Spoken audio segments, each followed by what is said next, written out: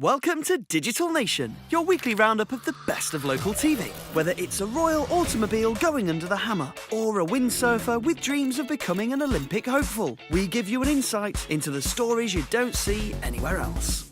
This week, we pay a visit to a baby signing group in Edinburgh. We discover a horticultural marvel inspired by The Lord of the Rings in Leeds. And we get musical with a singing taxi driver in London. Loving local? Then let us know what you think by using the hashtag #DigitalNation. The UK's pound coin has been in circulation since 1983.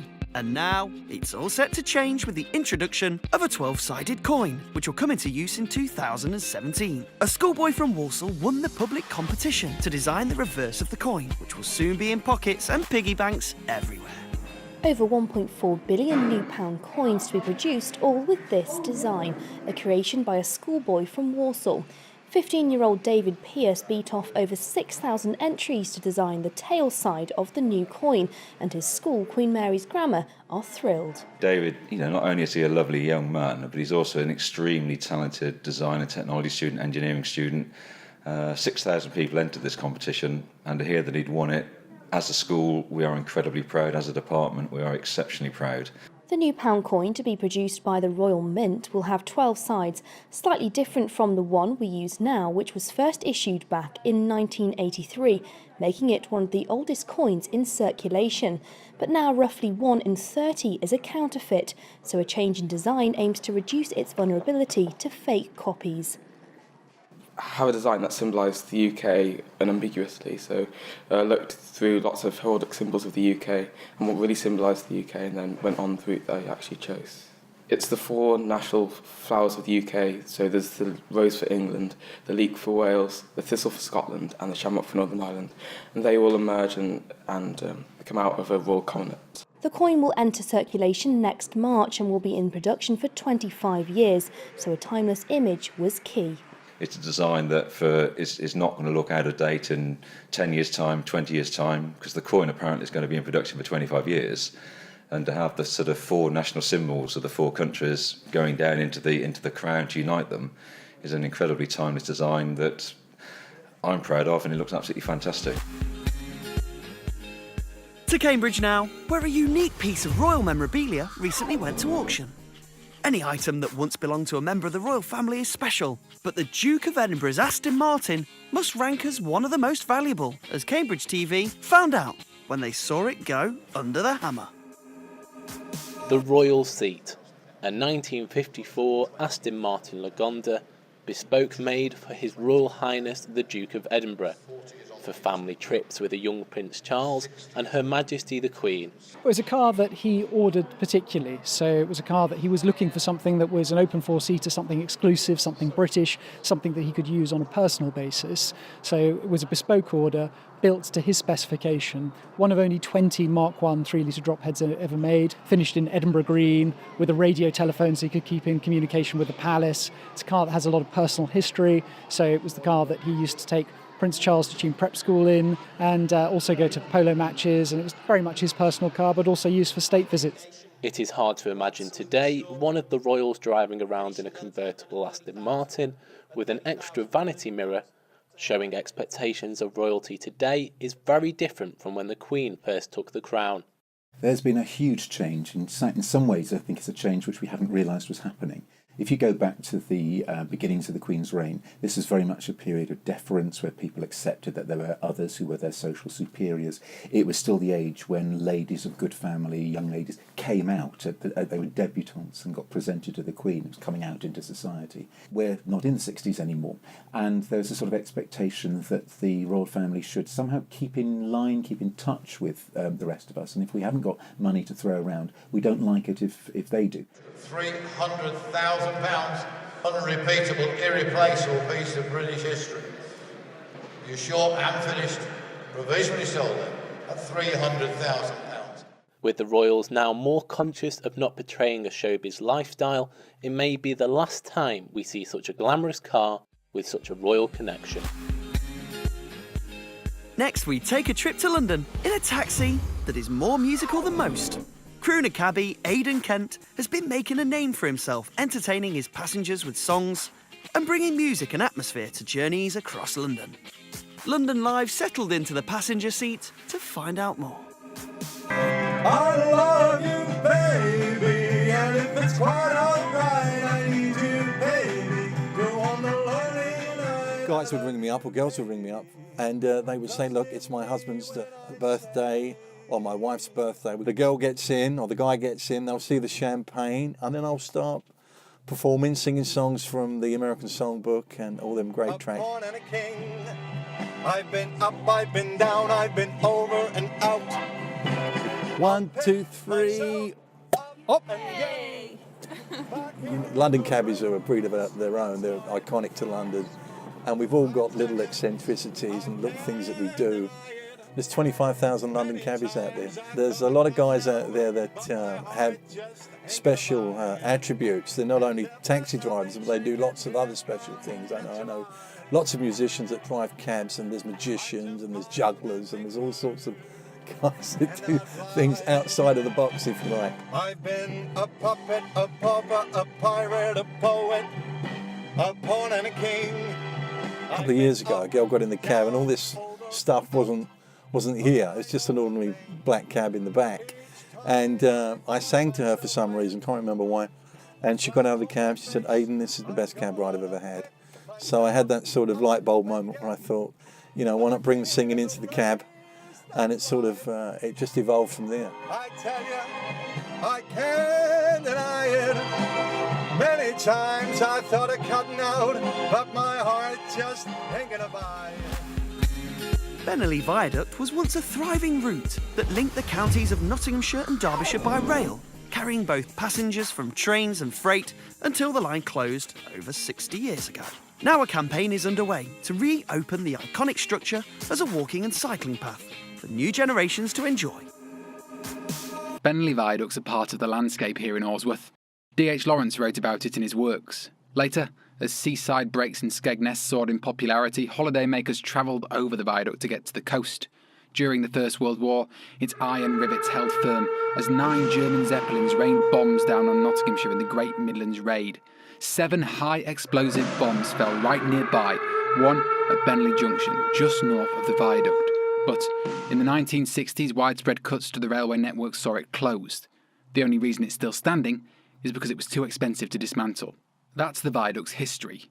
Now, Sustrans, the charity running the redevelopment, are mapping out its future.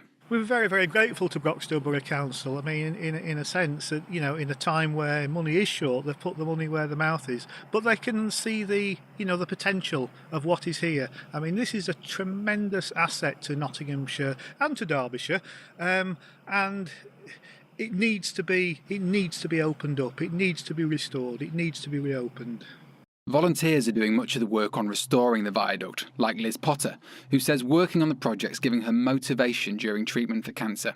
I've been through a cancer journey, and I'm recovering, and being part of this project is very therapeutic and very good for mental health. More funding still needed to give this historic viaduct a new purpose, but when it does come, it won't be long till wheels are rolling over its iron spans again.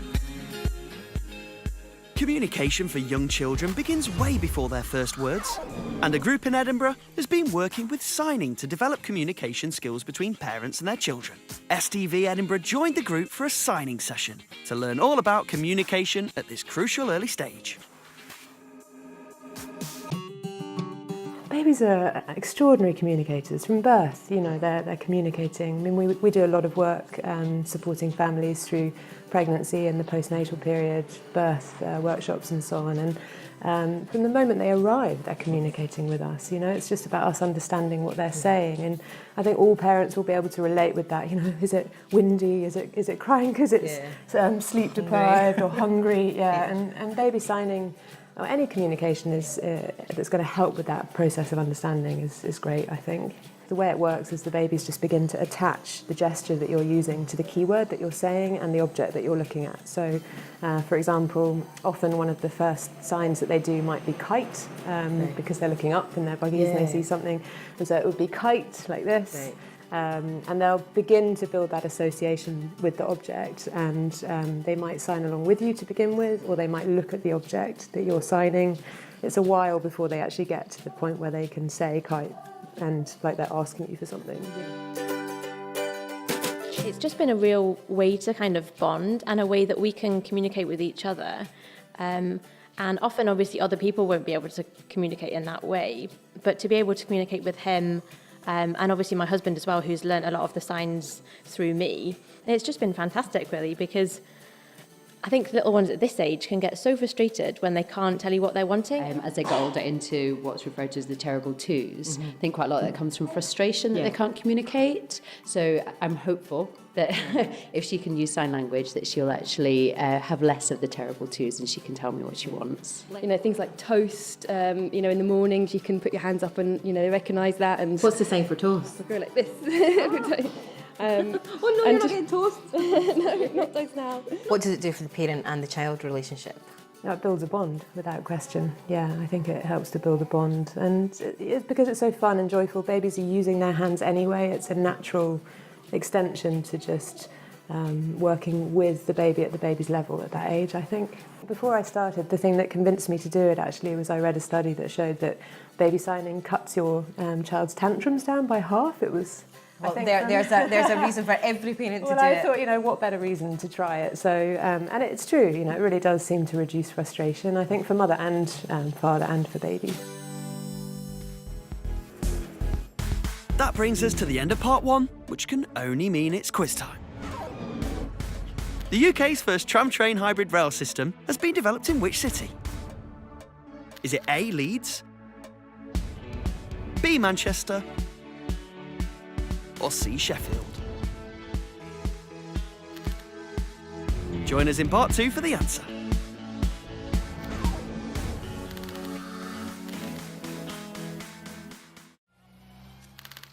Welcome back to Digital Nation. Before the break, we asked you, the UK's first tram-train hybrid rail system has been developed in which city? The answer is C, Sheffield.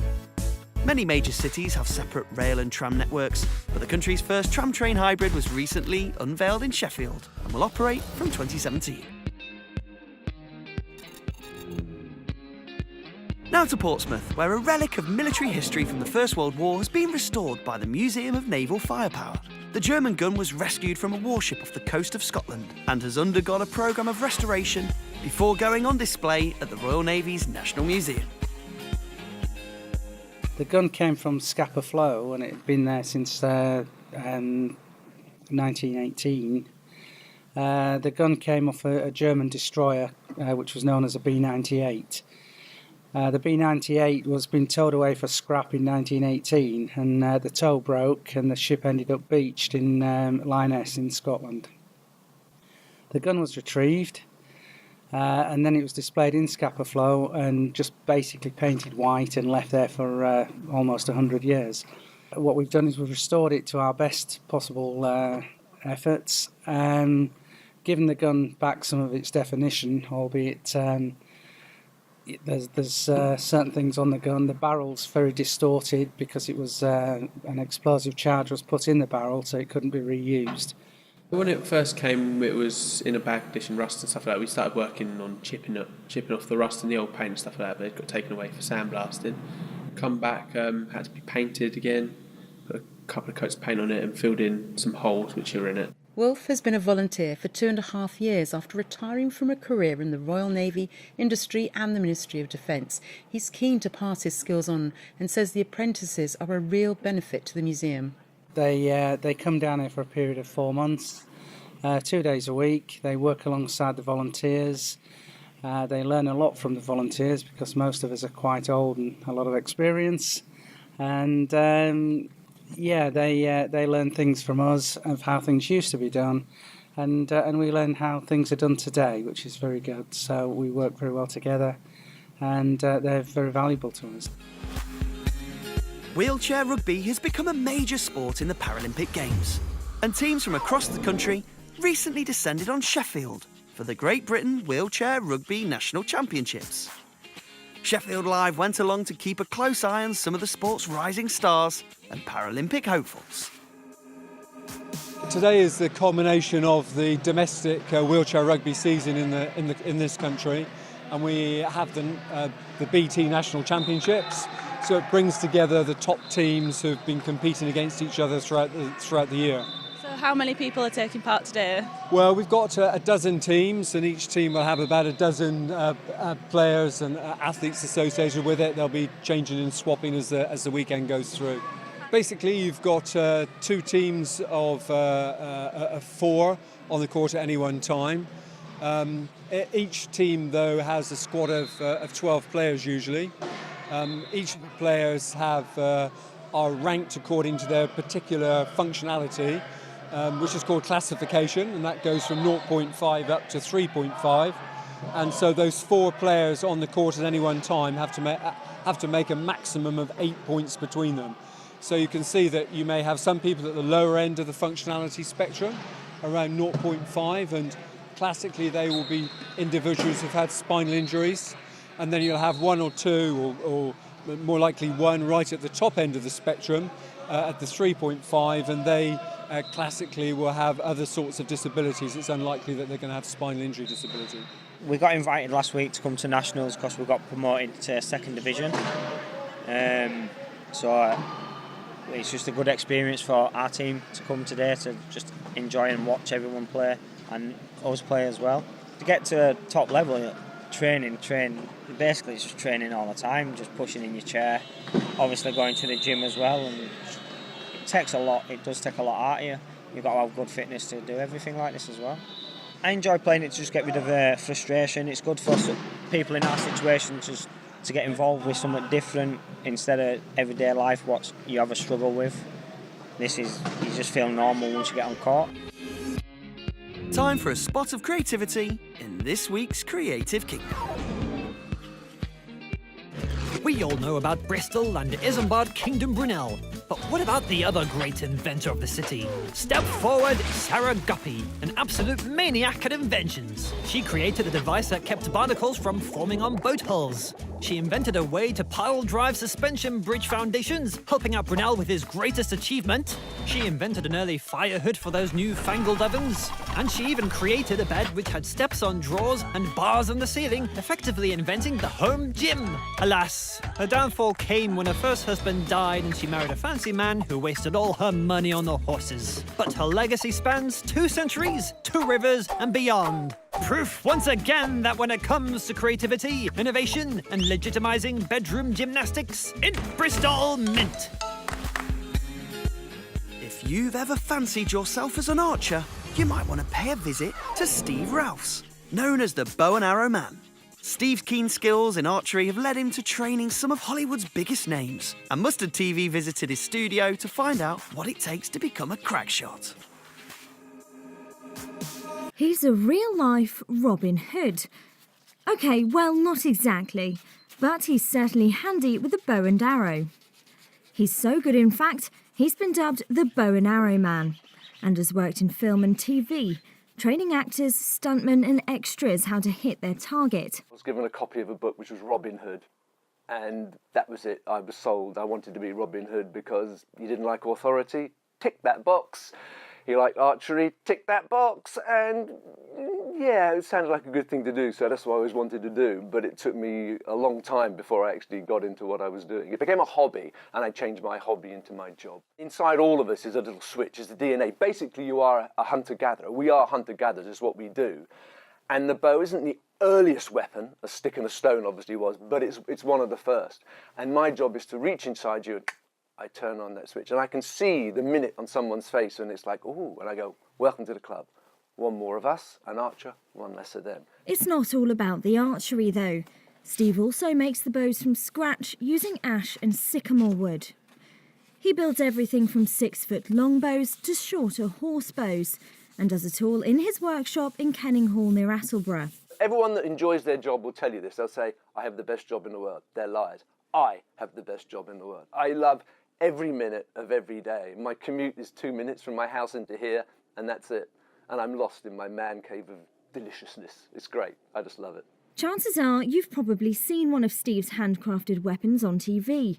His bows have been used in the popular series Game of Thrones. So next time you're watching, spare a thought for the Norfolk archer, helping the heroes hit the mark.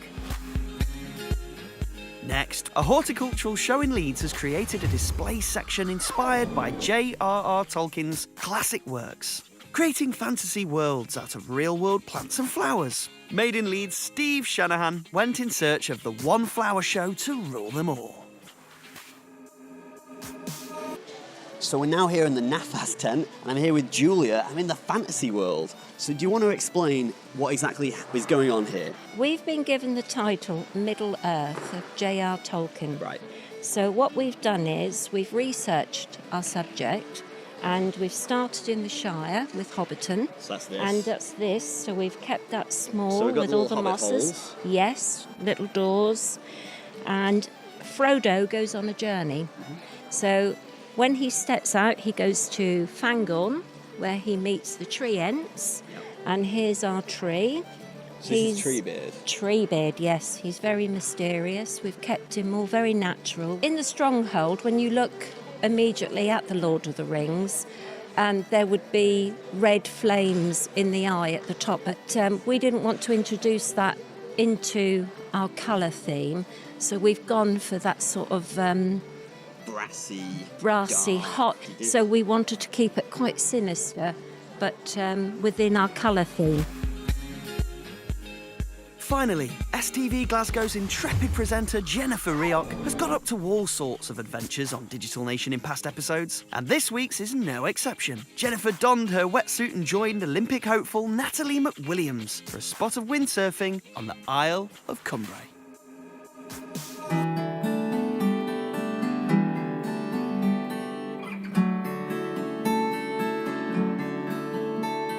So we are going to be doing some windsurfing Yes, today. we are. So we're going to head out soon, and we're going to take these sails and boards, and we're going to go and give windsurfing a go. Okay.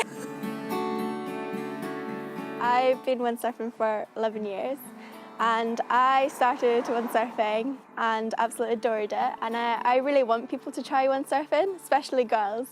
So it's going to be good fun seeing us out in the water today. So I train 5 days in the gym every morning and night, and then I come windsurfing at the weekends, and I spend like all weekend out in the water in the freezing cold while my dad stands at the shore like freezing off to death. Yeah, it's amazing. There's a lot of adrenaline, like going fast in the water and like seeing like the beautiful views that you can see. I compete on the RSX class, which is the Olympic board, so I compete against quite a lot of the Olympians who are in Rio right now. This year is my main goal is to get into the Olympic development squad, and just doing well at different events will help me gain that experience. And that completes our rundown of the best of local. If our stories have inspired you, then don't forget there's more you can see on each of the local TV channels' websites. Or why not catch up on previous episodes of the show by visiting bbc.co.uk/Digital Nation. So until next week, goodbye.